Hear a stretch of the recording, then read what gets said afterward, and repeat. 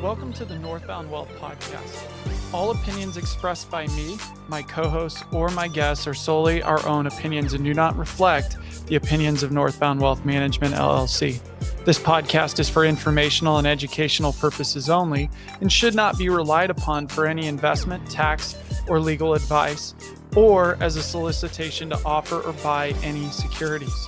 Clients of Northbound Wealth Management LLC may maintain positions in the securities discussed in this podcast. Today is August 23rd, 2022. This is your host, Brent Foster of the Northbound Wealth Market Insights, a weekly podcast sharing market news data, economic data, and personal finance. So here we go.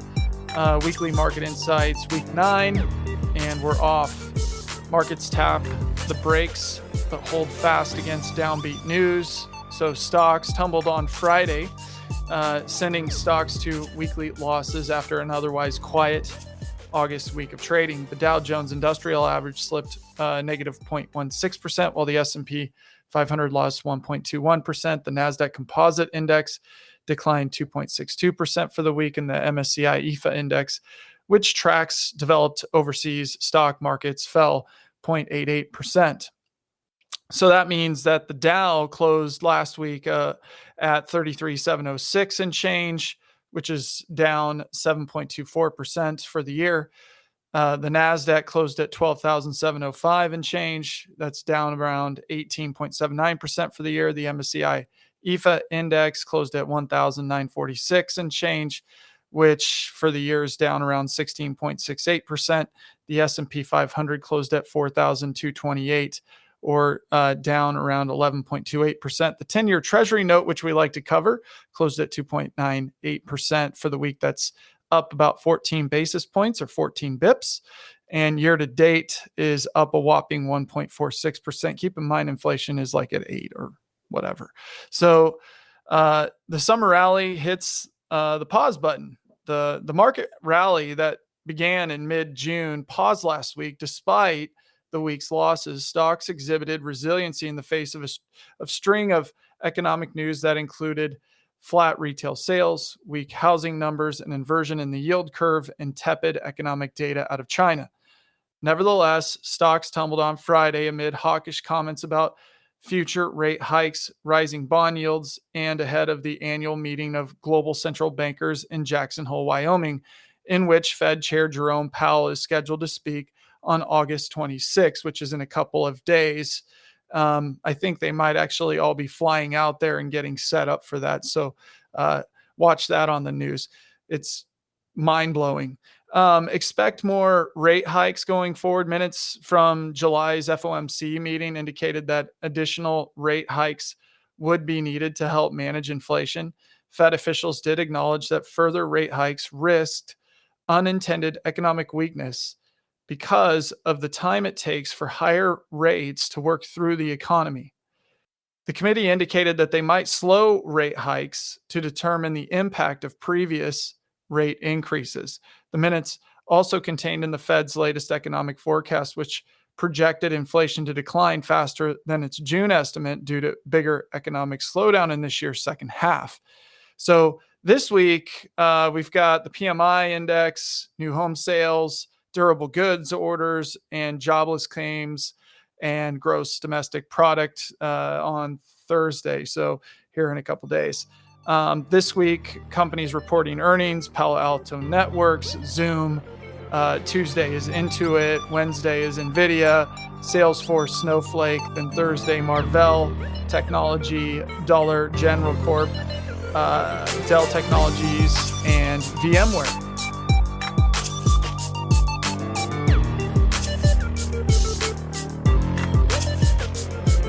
Hey, this is Brent Foster, founder and CEO of Northbound Wealth Management, also your podcast host. Hey, in this segment, I just want to share with you guys a really great resource that's out there.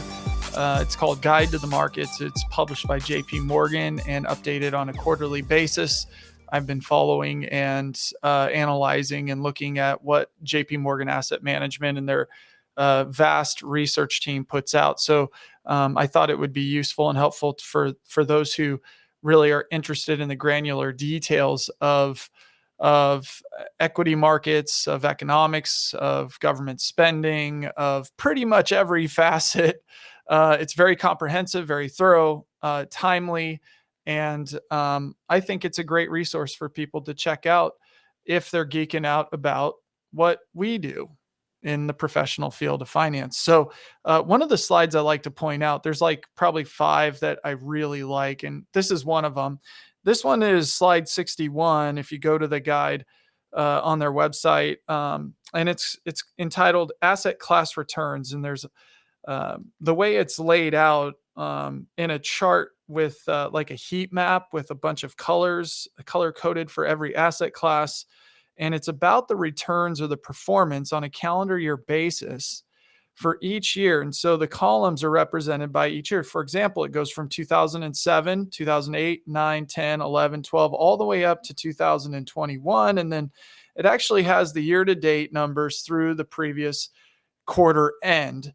And so I'll just, for an example, talk about 2021, the returns of the asset classes that we all track. There's actually what they've done is they've put together an asset class that's a 60-40 portfolio and thrown that in there over every single year. So you get to see how a moderate balanced portfolio allocation performs relative to the other asset classes listed. So in 2021, what the top asset class performance was REITs, real estate investment trusts.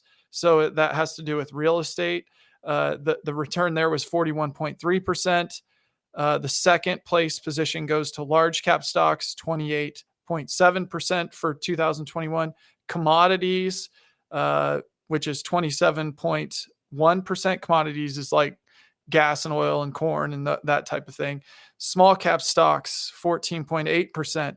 The 60-40 asset allocation balanced model is 13.5% last year. DM equity, which is 11.8%. High yield is 1%. Cash is 0. Fixed income is negative 1.5%. And EM equity is, which is emerging markets equity, was down 2.2%. So what's interesting about this is your asset allocation model was right in the middle of all of these performers, which is great.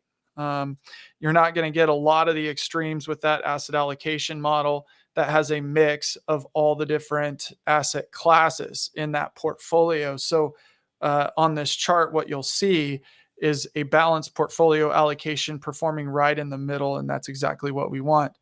So for 2020, the top performing asset class was small caps at 20%. Emerging market equity or EM equity was 18.7%. Large cap stocks came in third at 18.4%, and the asset allocation model performed at 10.6%. DM equity was 8.3%, fixed income 7.5%, high yield, which is high yield bonds, 7%, cash at 50 basis points or half of 1%. Commodities were down 3.1%, and REITs were the worst performing asset class in 2020 at negative 5.1%. So the reason why I started in 21 and then went back to 2020 is because people remember what happened last year, and they don't always remember what happened the year before that as time goes on. Also to point out that REITs were down and were the worst performing asset class of 2020, yet were the best performing asset class of 2021. So one year you might be frustrated with how REITs perform, but then in the next you're celebrating it because, man, this is great. I invested in real estate and it did really well. So this year, what's interesting through basically the first 2 quarters of this year, commodities are leading and cash is second, and then everything else is down, actually in the negative. So even fixed income is down 10.3%. An asset allocation model is down 14.6%. High yield's down 16 and change. EM equity's down 17. REITs are down about 20. So they gave back at least half of what they made last year. DM equity is down 19. Large caps are down about 20 and small caps are down about 23. Now that's only through the first 2 quarters of this year. So it's not like up to date data, like real time last week or this week data. But what's interesting about it is you're seeing all the different leading and pole positions switch and change. And it just makes the case for a diversified portfolio strategy that's going to give you a ride that's not going to be one of the extremes. And you're not necessarily betting on, commodities this year or, gold or something and oil or financials or whatever. You're going to invest across the spectrum of securities so that you have a nice diversified approach and a smoother ride. And the idea is to limit risk and push out returns. So that's the kind of the idea of asset class returns and portfolio strategy when you're trying to build portfolios. You're not trying to pick one specific asset class to be your winner. You're diversifying across many asset classes. So go out and check that out. It's called Guide to the Markets. And that's slide 61. For those of you who geek out about this stuff like I do, I thought it would be important to share for those of you who don't know about this. All right, on to the next segment. Here we go. Stay tuned.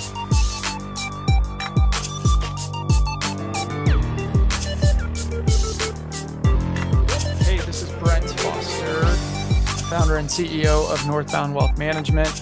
And every so often I come across an article that I think is really relevant and important to you guys that would help educate you guys in regards to investing. And so here we go. This article comes from the American Association of Individual Investors Journal, of which I am a subscriber.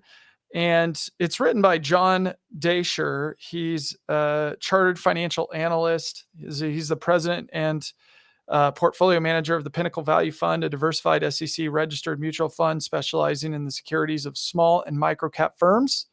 And he's managed equity portfolios for over 30 years. Well, I read this article and I'm like, man, that is really, really good. Albeit I can't read all of it because it would take too long. But I thought that he and I align a lot on behavioral finance and human behavior in regards to decision-making. So I thought that I should pull some excerpts out of this or adaptations to try to share this information with you. And his article is entitled 6 Ways to Lessen the Pain of Contrarian Investing. The ability to be comfortable with being uncomfortable can help you keep your emotional and mental health in check. Funny how that is. And so he's got seven things that we should do or things that we should think about when making decisions. So number 1 is think long-term. Investing is a marathon, not a sprint. And it may often take time for your investment thesis to play out, and there are speed bumps along the way. You might be taking 2 steps forward and 1 step back. And remember that Mr. Market, which he's talking about is the stock market, is a voting machine in the short term, but a weighing machine in the long term. If you believe your analysis is correct, don't be stampeded out of a position just because price falls. And then number 2, know your companies. So before you invest, learn as much about the company as possible. This should include the understanding bear case for the stock, meaning what might go wrong. Participate in earnings conference calls. Knowing your company well always gives you the conviction to hold on or perhaps buy more when the going gets tough. Read third-party commentary and research too. If possible, bounce your ideas off like-minded investors. You can find other investors who follow the same stock on websites like Seeking Alpha, as well as many others. If many others share the same investment thesis as you do, your thesis may already be embedded in the share price. Contrarians seek out stocks whose potential upside has yet to be recognized by large numbers of other investors. Number 3, start small. When we've completed our due diligence on a firm of interest, we'll often establish a small starter position. We'll see how the shares trade, participate in quarterly conference calls, and try to identify additional issues that we may have missed. Likewise, when it comes time to sell, we'll often start small and hopefully move the shares out of successively higher prices. Both approaches are less painful than buying or selling a full position immediately. No investor can pick the bottom or top price. So a gradual approach often works best.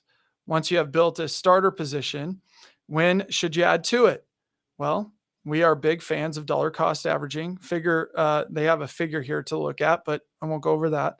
Assuming no negative news, we generally add to our position in small increments to avoid moving the share price. We often use limit orders on the bid side and patiently wait for the share price to reach our limit. We may adjust the limit price up or down depending on how the firm's fundamentals unfold. Number 4, staying flexible. Once a decision is made, many of us have trouble altering that decision when we discover we might be wrong. We're committed to the decision even though it may not be right. You buy a stock and the price declines. Why? New information that alters the outlook of the company or industry may have come out. A market decline that takes all the stocks down occurs. Maybe there are just more sellers than buyers on a particular day. A declining stock price is not an automatic reason to sell. Rather, you will want to identify the reason and, most importantly, determine whether the issue is temporary or long-term. If you know your company well and believe the adverse situation is temporary, you might consider buying more shares. Some of our biggest gains resulted from temporary declines that allowed us to basically build a large position at favorable prices. So you like it, you buy more because it's down and it's on sale, which moved the needle when prices rebounded. Number 5, always take the quote talking heads end quote with a grain of salt. Investors often give more weight to the opinion of journalists and others than their own better judgment. Sometimes the talking heads are real authority figures, politicians, Federal Reserve officials, company executives, sports and entertainment figures. Try to understand their point of view and whether their statements are fact or opinion. We once knew a portfolio manager who disliked meeting with the executives whom he believed would always spin the company in the most favorable light. He preferred to get his information from independent sources and was quite a successful investor. We're always interested in what management has to say. We spend a lot of time formulating the proper questions to obtain the best information possible and then double checking the answers. That's really good advice. Number 6, learn to recognize biases that may hinder your ability to make optimal decisions. Some of the more common biases that bedevil investors are listed on this next page. I might actually go over that in the next segment. The more you're able to limit their impact when making investment decisions, the better your returns will be. So get comfortable with being uncomfortable. Hopefully these suggestions will help you avoid or at least minimize the pain that sometimes goes with investing. The ability to be comfortable with being uncomfortable can help you keep your emotional and mental health in check. The Navy SEALs, Army Rangers, and other special operation forces are trained to deal with being wet, cold, tired, and hungry. While they don't enjoy the uncomfortable, learning how to deal with it leads them to make better decisions. The same holds true for investing. Investors who learn how to embrace the pain of investing tend to make better decisions and realize better results. So I just went over the first part of an article that I read in AAII Journal, which is the American Association of Individual Investors. There's an article written by John Deysher. He is a CFA, and he runs, he's a portfolio manager of some actively managed small and micro cap funds. And we're just on the same page when it comes to behavioral finance. Here's some biases that he covered in an article that I really like. Maybe these things can help you guys in making investment decisions. These common behavioral biases often bedevil investors and make it more difficult to deal with the pain of investing. So confirmation bias. This bias occurs when we embrace a narrative or rhetoric that confirms our thesis while ignoring the facts or evidence that challenge our thesis. Keep an open mind and always try to identify perception versus reality.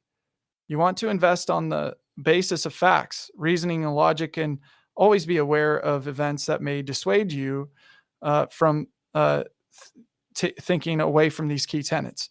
Loss aversion bias. For some reason, investors often find losses to be much more painful relative to the joy they realized from a gain of an equivalent amount. So losing $100 feels twice as bad as gaining $100. This often leads an investor to embrace one strategy above all others. Don't lose money. This may cause an investor to sell immediately at the first sign of a loss, or worse, to hold on blindly when prices decline in hope of breaking even when it rebounds. Holding a losing position is always challenging. So what should you do?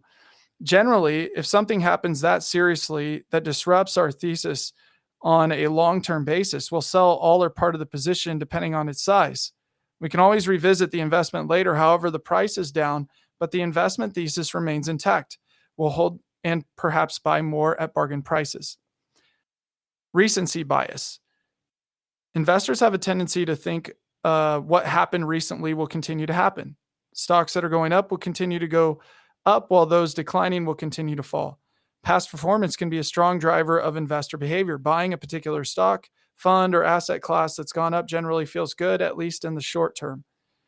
All of us are social animals and like to go to the most popular movies, concerts, restaurants, or sporting events. This is fine when it comes to entertainment, but applying the same behavior to investing can lead investors to buy when the market or a stock is high and sell when it's low. So before you take action on investment, stop and assess whether the actions of others are right for you, and then only then proceed. Disposition bias. This occurs when an investor disposes of a winning stock position to make up for prior losses. This may be a result of taking a profit when it's best to hold on. Assesses each position independently. Take gains if necessary for good reasons, but don't focus on taking gains just to offset losses, especially since those losses can be used to offset other income for tax purposes. Familiarity bias. Investors commonly exhibit a preference for familiar or well-known investments while ignoring unfamiliar investments beyond their comfort zone. While it's important to stay within one's circle of competence, it's also important to stay open to new ideas. Our universe of potential investment ideas is probably a couple hundred firms, all of which we would purchase at the right price. We are very familiar with each company on that list, but that does not stop us from looking at unfamiliar names that come to our attention. Often, after proper due diligence, we understand these unfamiliar names and they're added to our universe with the intention of placing them in the portfolio under the right circumstances. Anchoring bias. This is our tendency to rely heavily on or anchor to a past reference or piece of information in making a decision. Perhaps an investor has an emotional tie to a certain stock that was received as an inheritance, gift, or employment benefit. While the emotional bond may be strong and the tax base is low, investors should carefully monitor such positions to avoid unpleasant surprises. For some investors, an obvious anchor is the share price. An investor sitting on a loss may vow to sell as soon as the share price returns to break even. By doing so, they give up further gains as the share price moves higher. Alternatively, an investor may refuse to buy until the price returns to a prior low and completely misses the upside when the stock doesn't retest the bottom. Remember, the past share price provides no indication of whether the stock is currently a good value. Only the current share price compared to the company fundamentals will tell you that. Hindsight bias. Our tendency to brood over past losses can prevent us from objectively analyzing opportunities going forward. We all make investing mistakes. The important thing is to learn from what we did wrong and move forward. While we often analyze our mistakes to a pinpoint that went wrong, dwelling on the past losses is counterproductive. Oversimplification bias. Most investors want a clear and simple explanation as to why to buy a stock. Unfortunately, it's not always so easy. Modern life is increasingly complex, and so is investing. Complexity and uncertainty are part of investing. It's important not to oversimplify or rationalize the decision in order to justify an investment. Sometimes an idea is just too hard to understand. In such cases, we won't waste time trying to do so. However, one of the joys of security analysis is learning new things, and we relish every opportunity to do so. So do I over here at Northbound Wealth. Availability bias. Investors often misjudge risks when they rely too heavily on readily available information and underweight the importance of information that isn't readily available. The internet has made realms of data publicly available. Some of it is true, some of it is not. Just because you saw it on the internet does not make it true. Check the source, ask whether it's reputable. We always try to prioritize true information that is fresh in our mind over information we learned a while ago we thought at the time was highly relevant.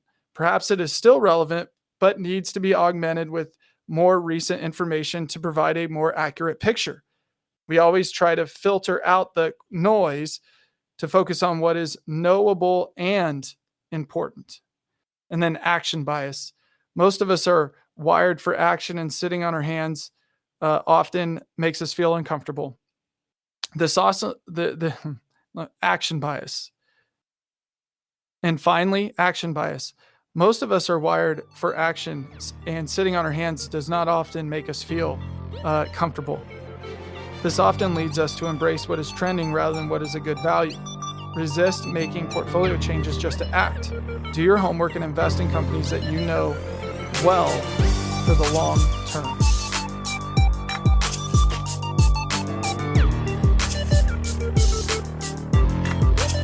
Hey, this is Brent Foster here, CEO and founder of Northbound Wealth Management.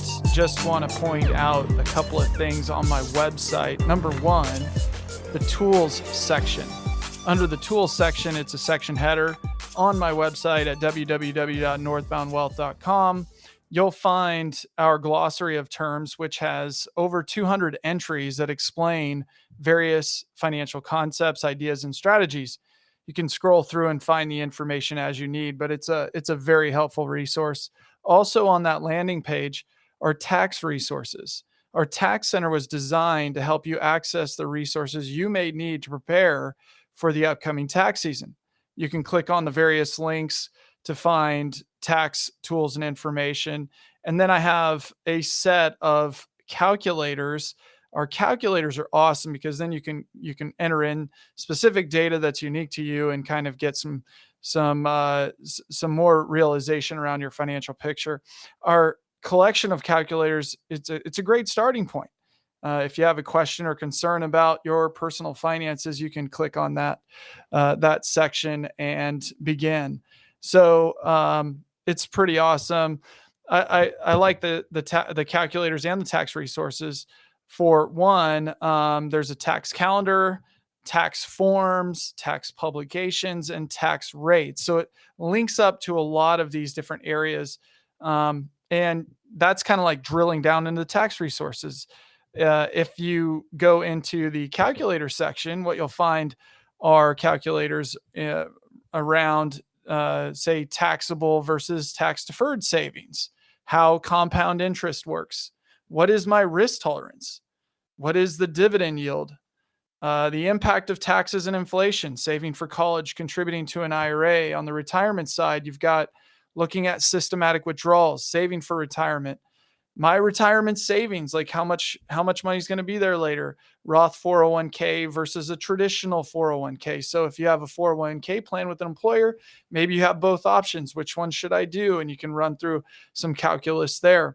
Inflation and retirement is another calculator. Potential income from an IRA. So how much income is this going to produce for me down the road? Estimating your required minimum distribution. Self-employed retirement plans, or a comparison of annuity options or types, some calculus in regards to that. So then there's tax calculations, estate and insurance calculations, money calculations. So like, what is my current cash flow, historical inflation, paying off a credit card, insurance wise, it's long-term needs, disability income, lifetime earnings, assessing your life insurance needs. And then there's just like the basic stuff, like lifestyle is what it's categorized as. For example, if you're interested in a fuel efficient car, should I buy or lease an auto? Should I pay off debt or invest? How much home can I afford? Can I refinance my mortgage? Comparing mortgage terms. And then maybe like, what are biweekly payments looking like on that loan? So there's an awful lot of resources out there that I want to make sure everybody has access to. And if you have a question that isn't covered here, reach out to us at www.northboundwealth.com. I think /contact us, and it'll drop you into that contact us page where you can send us a message. The resource center on my website is the second major area I want to point out. I've got podcast resources. I've got a book club. There's a subject matter on investments, retirement, tax, estate, and insurance. And then also on being generous and resources there if you're looking for charitable giving. Thank you for listening to the Northbound Wealth Management Weekly Market Insights with your host, Brent Foster, founder and CEO of Northbound Wealth Management. Until next week, have a great weekend. We'll talk to you soon.